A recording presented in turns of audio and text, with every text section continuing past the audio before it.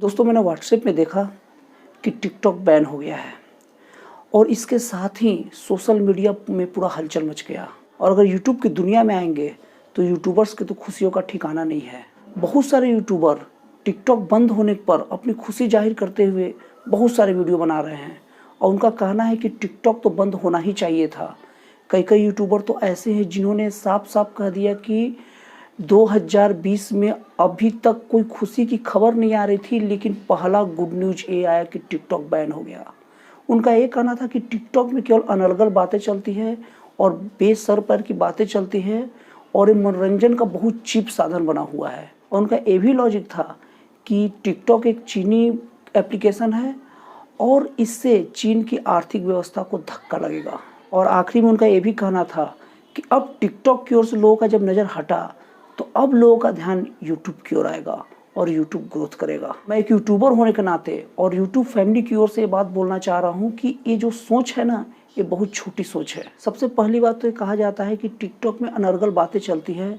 हाँ, मानता हूँ कुछ बातें अनर्गल होती है, लेकिन बहुत सारे ऐसे टिकटॉकर भी हैं जो बहुत ही बेहतरीन तरीके से अपनी बात को रखते हैं और समाज को बहुत तगड़ा मैसेज देते हैं। दूसरी बात, टिकटॉक बैन होने से चाइना की आर्थिक स्थिति बस उतनी ही बिगड़ेगी जितनी कि खली को हम खुजली करके ये समझ लें कि खली को हमने परास्त कर दिया। वैसा नहीं हो सकता। टिकटॉक बंद करने का मेन कारण ये है कि टिकटॉक के माध्यम से हमारे जो डाटा है वो चीन के पास चल जाए और वो उसका मिसयूज कर सकता है, वो हमारे देश के लिए मुसीबत खड़ी कर सकता है। इसलिए टिकटॉक को बैन किया गया है। और मैं सब लोग से रिक्वेस्ट भी करता हूँ कि जिनके जिनके मोबाइल में टिकटॉक ऐप है उन्हें हटा देनी चाहिए। और जो तीसरा जो लॉजिक देते हैं ना कि टिकटॉक बंद हो जाने से अब लोगों का ध्यान यूट्यूब की ओर जाएगा, तो याद रखिए क्रिएटर केवल क्रिएटर होता है। टिकटॉक के क्रिएटर भी यूट्यूब की ओर बढ़ेंगे और इससे यूट्यूब का भाव बहुत ज़्यादा बढ़ जाएगा, ये आप लोग मत भूलिए। और दूसरी बात, कुछ यूट्यूबर सोच कैसे लेते हैं कि हमारे प्रतिद्वंदी जो टिकटॉकर भाई हैं अगर वो मुसीबत में आ जाएं या उनके ऊपर वज्रपात हो जाए या वो कहीं फंस जाए तो ये हमारी जीत है। हमारे प्रतिद्वंदी की मुसीबत में या मजबूरी में अगर हमें जीत दिखती है तो फिर हम में कमी है और ऐसे लोग कभी डेवलप नहीं कर सकते। तो ये सोच भी बहुत छोटी है कि हमारे प्रतिद्वंदी जब ध्वस्त हो जाएंगे तो हम ऊपर हो जाएंगे, ऐसा कभी नहीं होता। हाँ, टिकटॉक का बंद होना एक राहत की खबर जरूर कही जा सकती है क्योंकि ये चाइना का ऐप था और चाइना हमारे इस ऐप के माध्यम से क्या क्या हमारी चीज़ों को लेगा इसका कोई भरोसा नहीं है। लेकिन ये खुशी की बात कतई नहीं है क्योंकि हमारे बहुत सारे टिकटॉकर भाई इस पर आश्रित थे जो कि अभी बेरोजगार टाइप का हो गए हैं। उनके लिए पैरों तले जमीन खसकने वाली बात उत्पन्न हो गई है। और टिकटॉक से ही कितने लोग बहुत ऊंचाइयों तक पहुँचे और कई लोग का सपना भी था ऊंचाइयों तक पहुँचने का। उन भाइयों का सपना ध्वस्त हुआ है और वो सब भाई हमारे देश के ही हैं। इसलिए हमारे देश का गम, हमारे देश के लोगों का गम कम से कम हमारी खुशी नहीं बन सकता।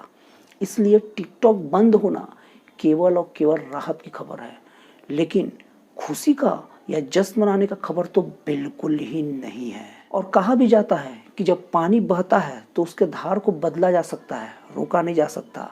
उसी तरह जो टिकटॉक के क्रिएटर भाई है ना, उनकी जो कला है, उनकी कला को टिकटॉक बंद होने से कला बंद नहीं हो जाती।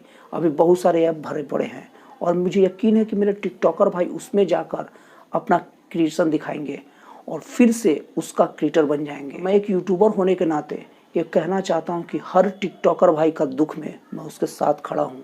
और मैं यूट्यूब का एक क्रिएटर होने के नाते साफ साफ कहना चाहता हूँ कि टिकटॉक के क्रिएटर मेरे लिए बहुत रिस्पेक्टेड हैं क्योंकि वो एक क्रिएशन करते हैं, कि वो चीज़ों को क्रिएट करते हैं और क्रिएटर बहुत बड़ा चीज़ होता है। और मेरी ये शुभकामना भी है उनके लिए कि जब वो कोई नए ऐप में जाएं तो पहले की तरह ही अपना नाम कमाएं।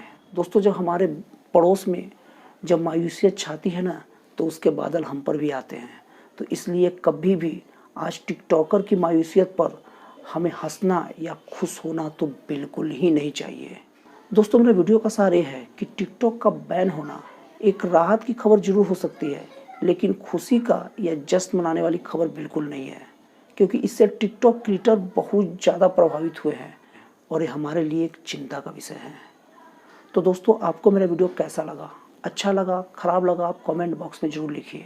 और मैं हमेशा से अपने सब्सक्राइबर के लिए नए चीज़ें लाने के लिए प्रयासरत रहता हूँ। और अगर आप मेरे चैनल में नए हैं तो प्लीज़ मेरे चैनल को सब्सक्राइब कर लीजिए ताकि जब भी मैं कोई नया चीज़ लेकर आऊँ, कोई ओरिजिनल चीज़ लेकर आऊँ, तो उसका पहला नोटिफिकेशन आप तक पहुँचे और आप उसका लाभ उठा सकें। तो दोस्तों फिर मिलते हैं अगले वीडियो में एक नए विचारों के साथ।